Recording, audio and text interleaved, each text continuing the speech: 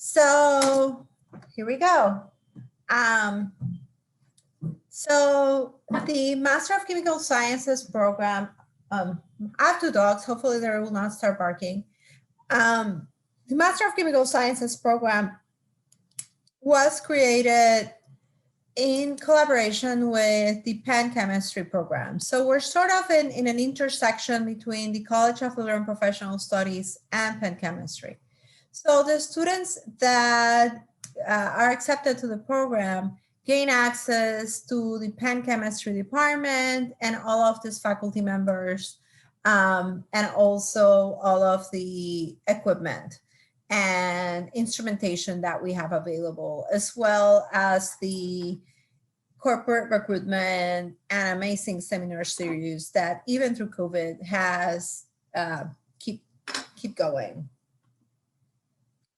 Like I mentioned before, we have a huge infrastructure in the chemistry department.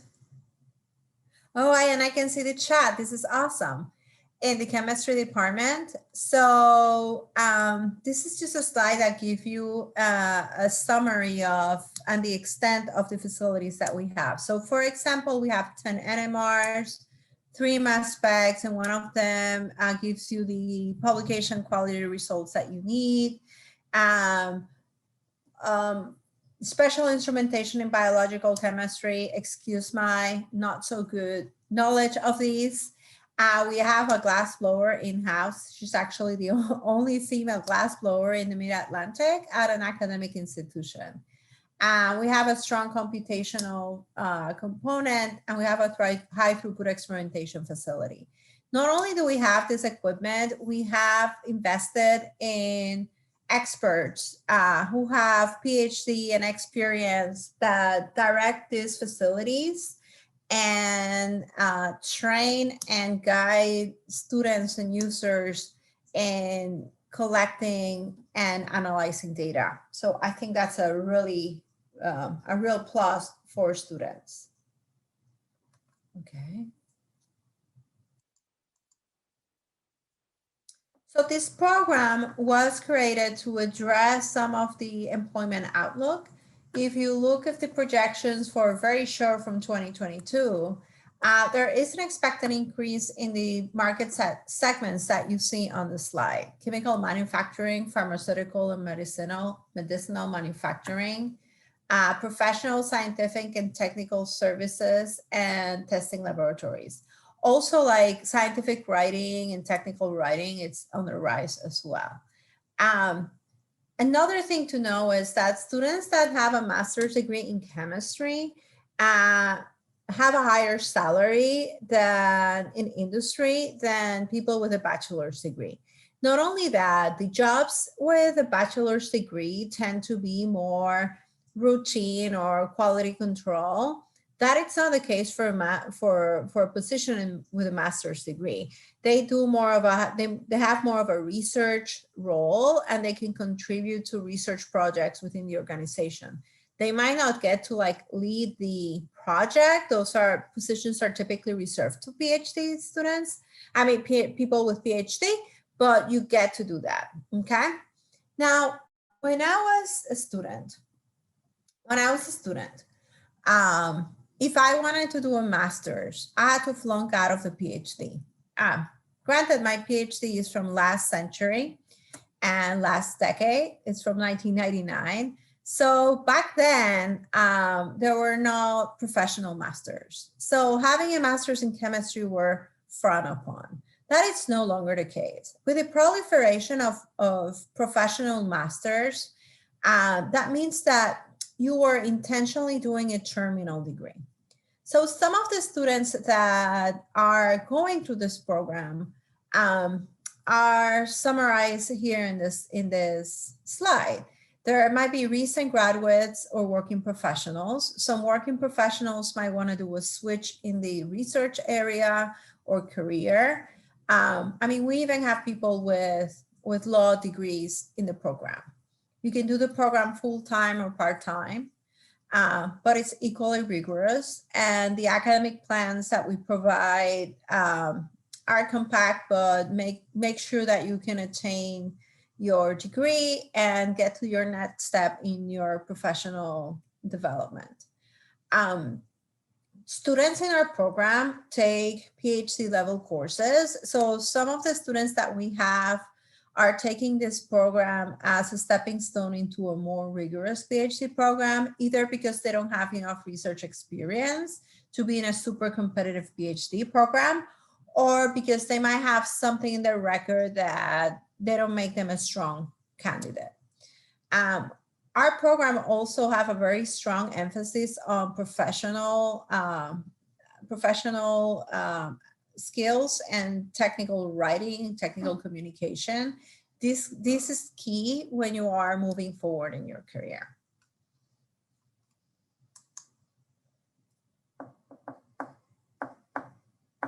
This slide, what it's trying to show is the different pay rates of people in different areas of the US with different degrees. Okay, and this is sort of like an old slide.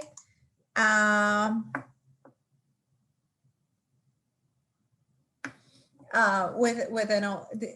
an old slide, but you can see that there's a marked income difference with the different degree levels.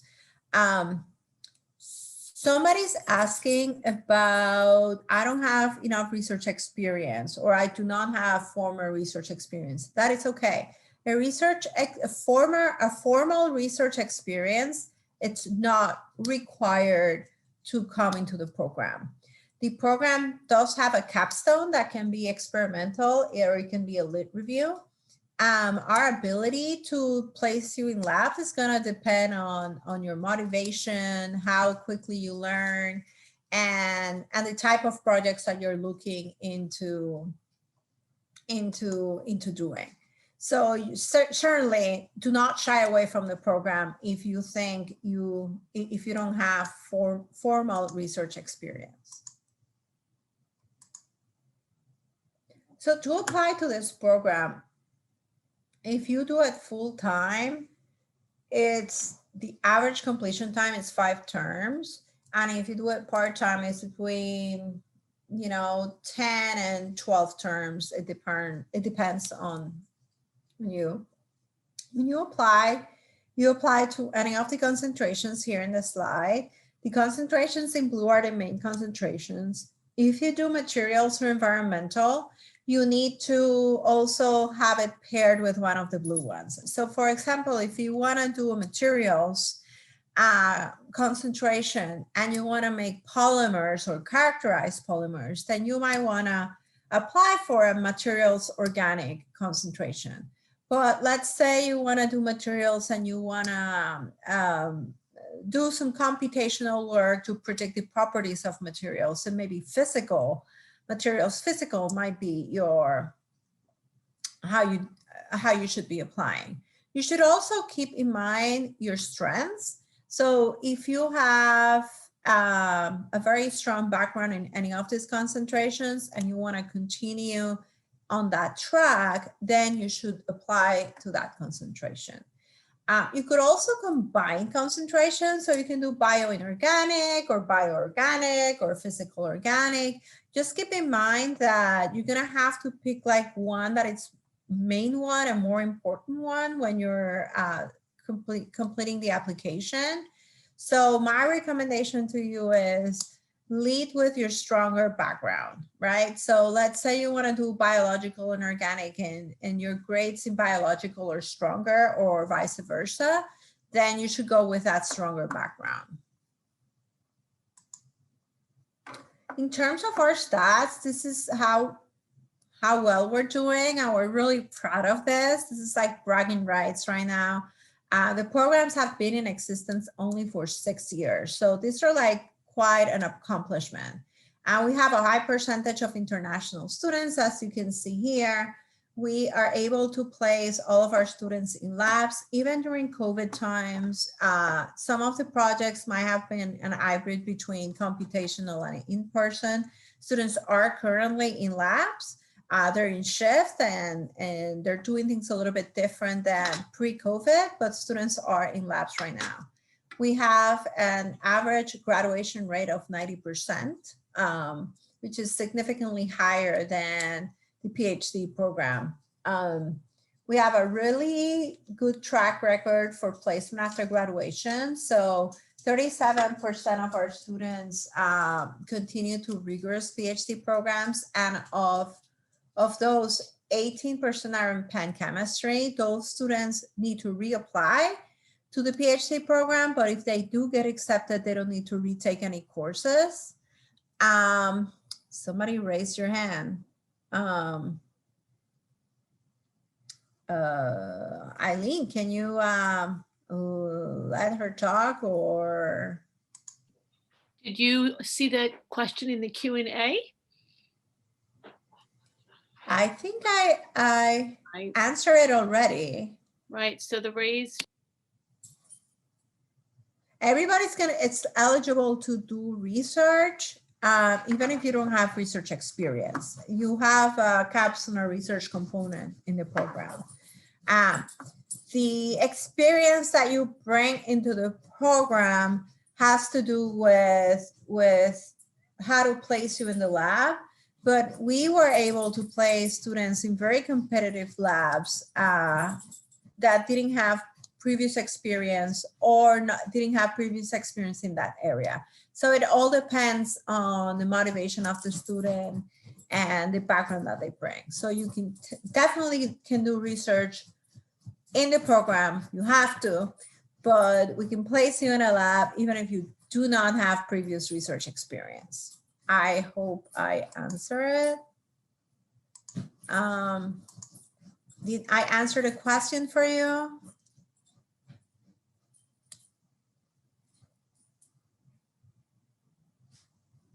Let us know.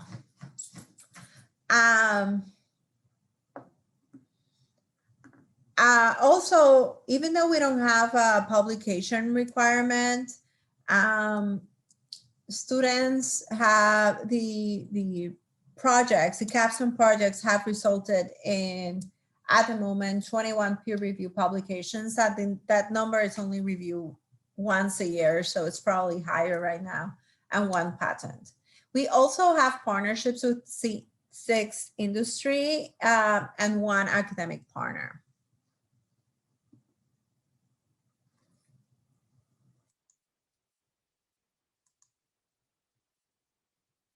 So instead, in terms of the student profile, you can see the percentage of students that are in the different concentrations. It should point out, it should look like organic is the highest percentage of students in the program. But right now, the number of biological and material students is rising.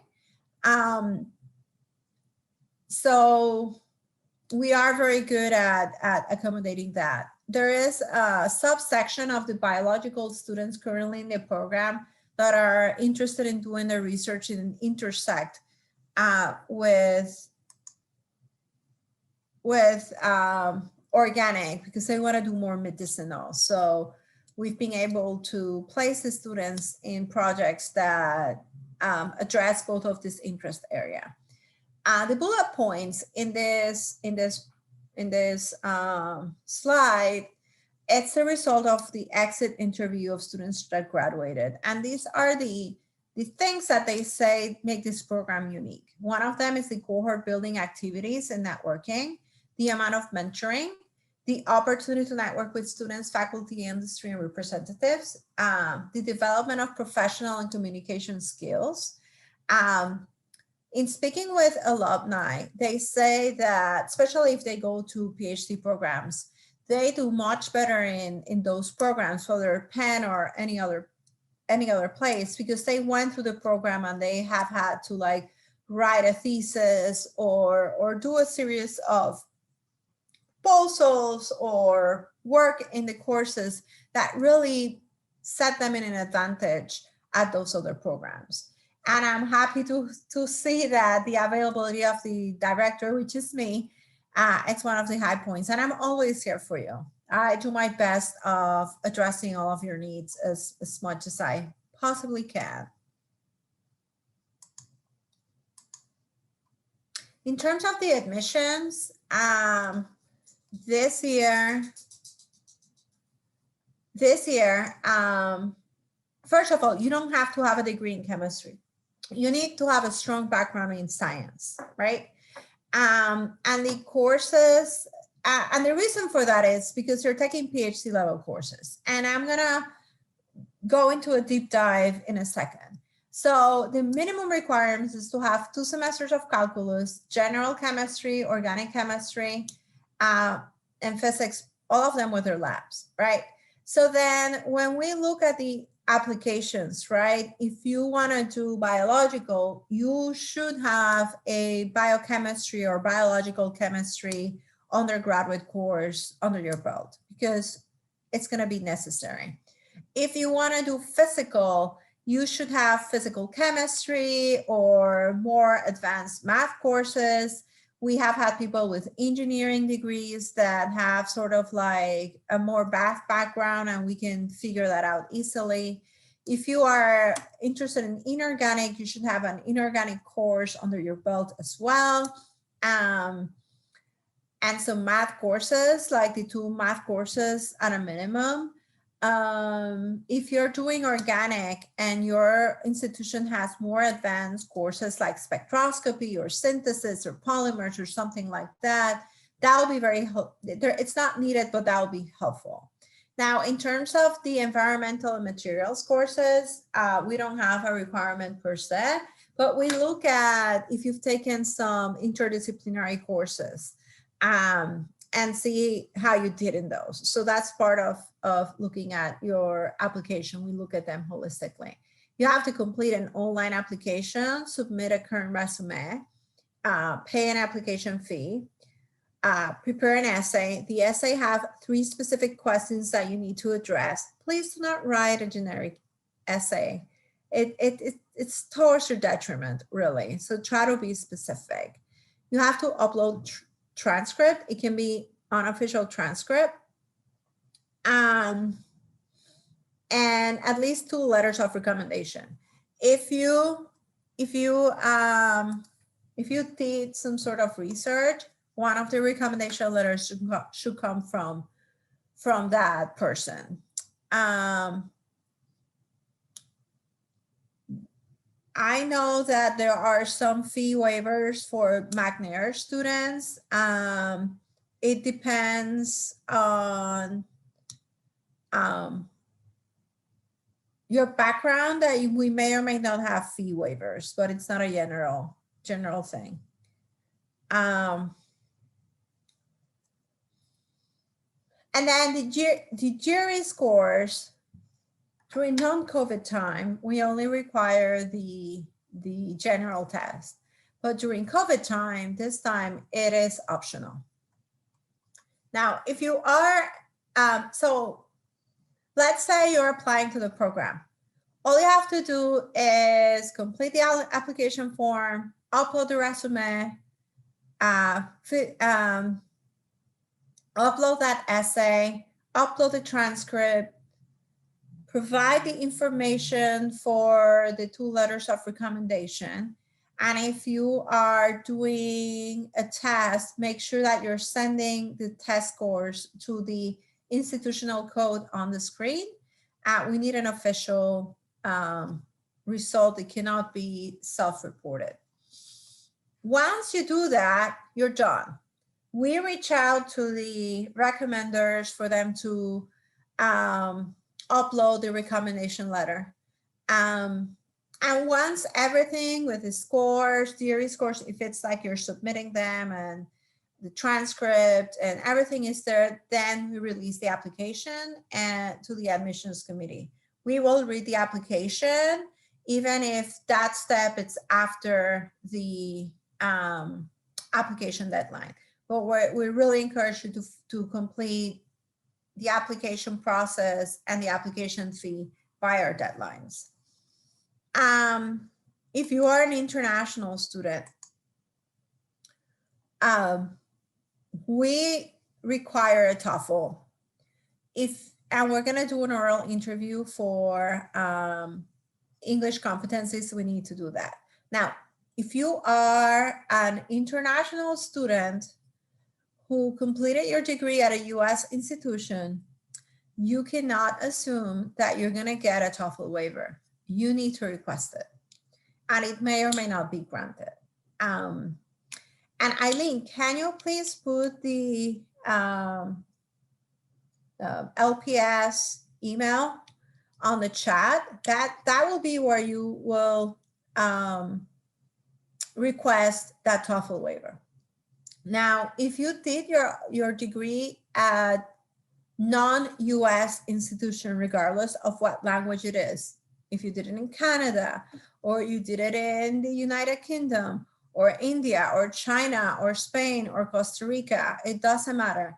You need to submit a WES Oyster file. So what that does is you submit an official transcript to them, and they translate and do the equivalency of the courses into the US system. And that is the transcript that we do. As long as you have that in progress, then you're done with the application. But we will need to wait to have the WES or certified for us to look at your application.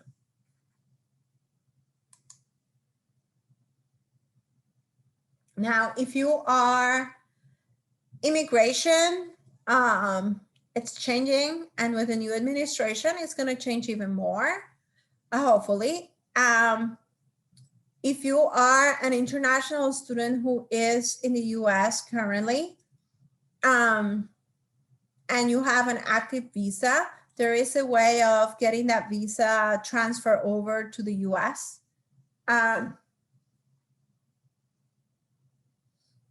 Transfer to the US, to our institution, and there is a tricky process to that. So reach out to me or ISSS, or international office, if you're in that case. We have a question about who are eligible to write recommendation letters. So a recommendation letter should come from somebody that knows your academic record, knows your communication skills, and can talk about your potential in graduate school, okay? They can talk about your academic potential, how you did in courses, and how well you will do in the future.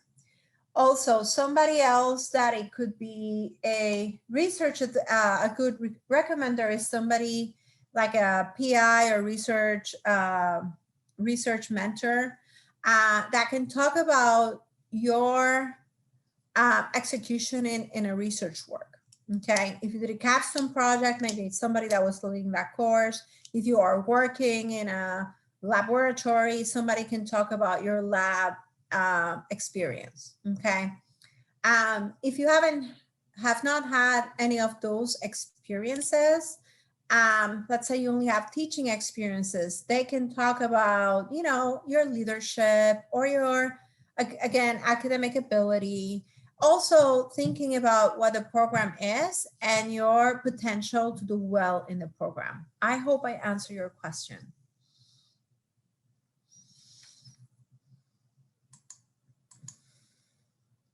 So in terms of the degree is completed when you have 10 course units.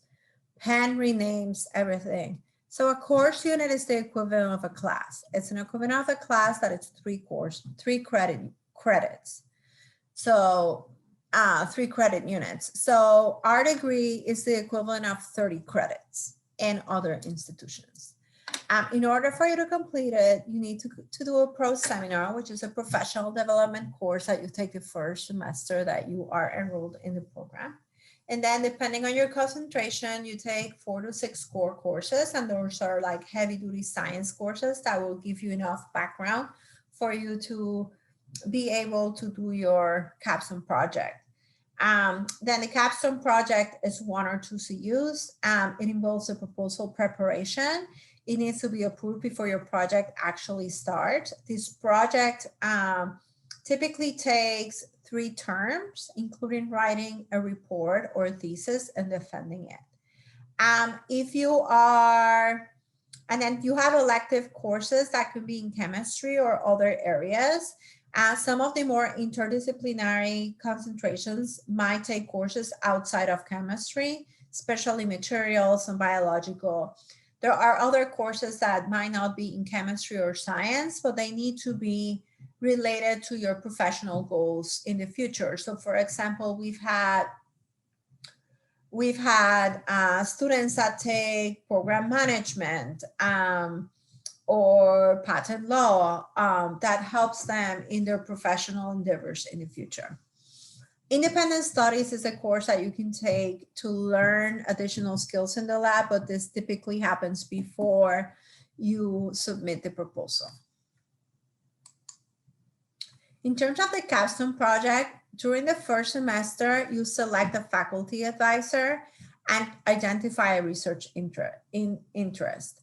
Once you narrow down that project, then you're going to constitute a committee. The committee has 3 members. I am one of them. Your research advisor is the second one. The third one is a secondary reader that knows about the project. It could complement some of the things that might be missing from your committee, or it can be somebody that it's already a collaborator within that group. These 2 squares over here typically happen the second semester. You prepare and submit the proposal, and that typically happens, and I'm talking about full-time students. Part-time students is more personalized, so that will have to be a one-on-one. And that's typically happen at the end of the spring semester. And then you start your research project in the summer. The summer, typically you don't take courses, you do full-time labs.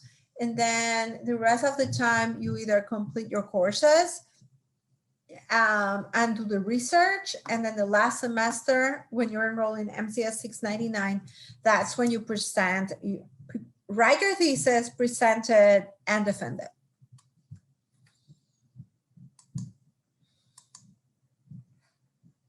Your capstone project can take place in any of these places. It can be a Penn chemistry laboratory. It can be a Penn laboratory. We have some students that are in Penn Medicine or the Wistar Institute. It can be an off-campus location. It can be a lit review. All of them will require that one of your committee members, it's a Penn faculty. In terms of chemistry, these are the main areas of research. Talked about in like more broad terms. There's a lot of theory. We're really strong in synthetic chemistry. And that also talks about catalysis. We are very engaged in chemical biology for biomedical applications. There is a strong component in biophysical chemistry. And even though we don't have an analytical concentration, there is a large emphasis in spectroscopy and measurement. Now, if you look at the faculty members up here, some of them are in different squares. So that means that those labs are very interdisciplinary. We also have collaborations within like the energy center, and our energy research is more geared towards catalysis. Materials and nano, there's a strong component with that, with the engineering department, and biomedicine with Penn Medicine. The great thing about our Penn is that all of Penn, everything with Penn except for large animal veterinary is in the same campus. So the medical campus is like a 10-minute walk from the chemistry building. And the engineering departments are 10-minute walk, if that, from the chemistry building. So it's really easy to collaborate with everybody. These are a list of faculty members. There are arranged in standard, typical, traditional divisions, but a lot of them are very interdisciplinary. So in terms of the research facility, we have the high throughput experimentation facility. This was created in a joint project with Merck, and it used robotics for you to do 100 reactions at the same time, very small scale. So this is used a lot in the catalysis groups and photocatalysis groups. So you can change the solvent, the temperature, different additives, the amount of catalysis or amount of base, and you can run all of the reactions at the same time and figure out which are the best conditions and then upscale it. So a typical work like that will take months when you can do this in a week in chemistry. We also have, these are our off-campus collaborators. The Bloomberg Institute it's located in Doylestown, and it's a consortium of startup companies in medicinal chemistry. Exalta is located very close to campus in the Navy Yard, and it's a materials coding company that does research in polymers and coding. So inorganic and organic people could do research there.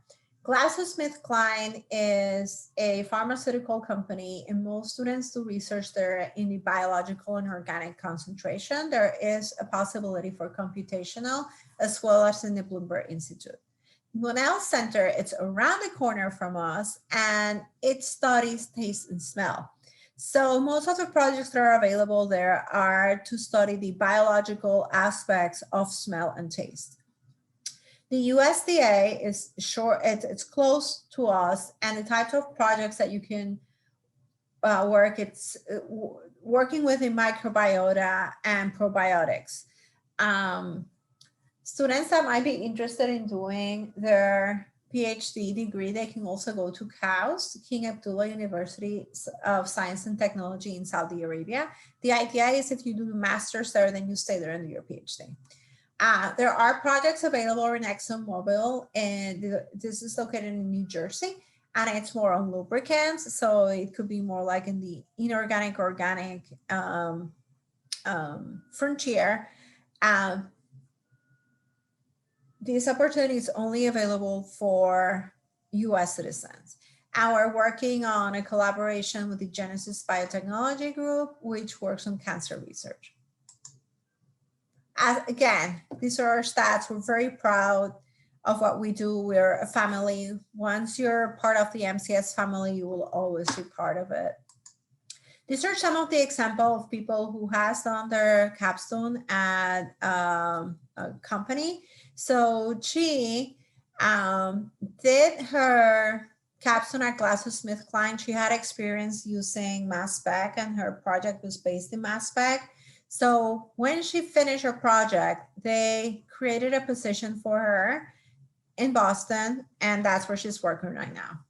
Lucas came to us from Emory University, and he had experience working with a high throughput experimentation facility, and his project was based on that, and he secured a position at Gilead in San Francisco upon graduation. Wenshu, it was from the biological concentration, and she is now working as an associate scientist in a startup company. Some of our students have a lot of luck working in startup companies, and some of them have more luck working in the bigger companies. This is the cost of the program. The cost of the program, it's not going to be equally divided if you do the program full time. So students take 6 to 8 courses the first 2 semesters, and then they take the rest of the courses the rest of the time. So the cost will be, at the beginning, will be like 2/3 of the entire cost, and then towards the end, then it's a lower cost. Now, for those of you who are international and know that you have to be full-time in order to be enrolled, if you are registered in a capstone course, then you're considered full-time, and we do that. We have a way of fixing that. The other cool thing about Penn is that Penn, 50% of their students are graduate students. So we have all of these places that have resources for just graduate students.